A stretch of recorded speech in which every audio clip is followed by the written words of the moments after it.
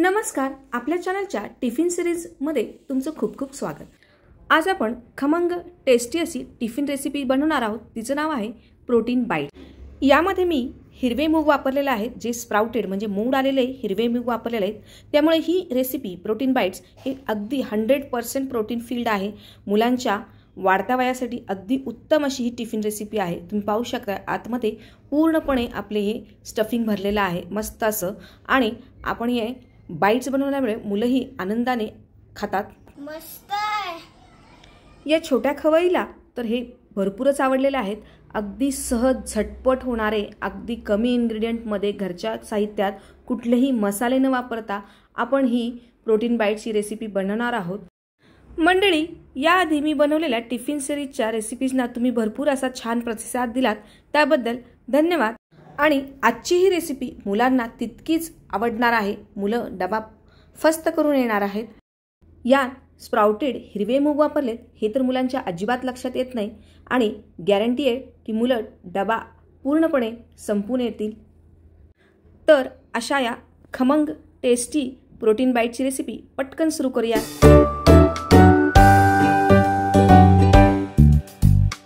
हे protein bites बनवण्यासाठी मी इथे 1 वाटी मोड आलेले मूग घेतलेले आहेत। स्प्राउट मूग घेतलेले आहेत, अगदी छान मोड आलेली आहे। 1 वाटी घेतलेत। मुगाला जेवढी छान मोड येईल तितकं त्याची प्रोटीन कंटेंट वाढतात।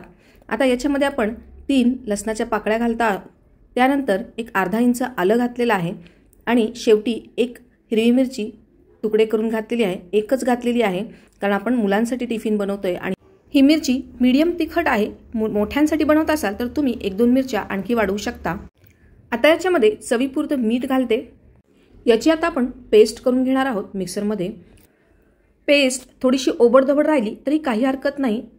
या ठिकाणी अशा पद्धतीने मी या स्प्राउटेड हिरव्या मुगांची पेस्ट करून घेतलेली आहे। या ठिकाणी मी एक कणकेचा गोळा घेतलेला आहे। नॉर्मल आपण कणिक चपातीसाठी जशी मळतो तशीच मळून घेतलेली आहे, आणि आता त्याची एक पोळी पूर्ण लाटून घेतलेली आहे, गोल पोळी, आणि त्यावर हे जे आपण स्प्राउटचं मिक्सचर जे आहे स्प्रेड करायचं आहे सर्व बाजूनी व्यवस्थित या पद्धतीने। यानंतर आपण याचा आता रोल करणार आहोत। व्यवस्थित असा दाबून रोल करायचा आहे, एकदम घट्ट दाबून घ्यायचं आहे, जेणेकरून यातील जे मिक्सचर आहे ते बाहेर येणार नाही। आणि याचे आता छोटे छोटे आपण पीसेस करणार आहोत। यानंतर तळहाताला थोडंसं पीठ लावून घेतलंय, आणि पीसेसची जी ओपन बाजू आहे ती वरच्या बाजूने दाबून अशा प्रकारच्या आपण चकत्या तयार करायच्या आहेत। हे पहा, अशा पद्धतीने जर हाताला चिटकत असतील तर आपण थोडंसं पीठ आणखी वाढवून घ्यायचं आहे हाताला। इथे मी मीडियम फ्लेमवर एक पॅन ठेवलेला आहे, आणि त्याला थोडंसं तूप लावून घेतले। तुम्ही या ठिकाणी बटर किंवा तेलही वापरू शकता। आणि ह्या सर्व चकत्या ज्या आपण मुगाच्या स्प्राउटच्या बनवलेल्या आहेत त्या सर्व मस्तपैकी अशा खमंग लालसर रंगावर भाजून घ्यायच्या आहेत। वरच्या बाजूनेही मी थोडंसं तूप लावून घेते, म्हणजे आणखी खमंग आणि टेस्टी अशी प्रोटीन बाईट्स बनतील। दोन्ही बाजूनी लालसर रंगावर छान असे खमंग हे प्रोटीन बाईट्स भाजून घ्यायचे आहेत। वाव, मस्त खमंग वास सुटलेला आहे। पाहता क्षणीच तोंडात टाकावेत असे हे टेम्पटिंग असे प्रोटीन बाईट्स तयार झालेले आहेत।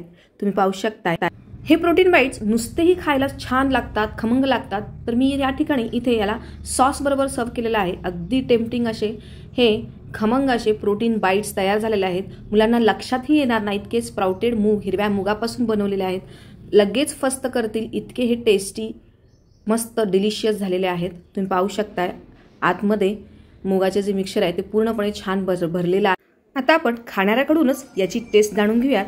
पहा, मस्त आहे। मंडळी, ही प्रोटीन बाईटची रेसिपी तुम्हाला आवडली असेल तर तुमच्या मुलांसाठी ही नक्की ट्राय करा, आणि कमेंटमध्ये कशी झाली हे लिहायला विसरू नका।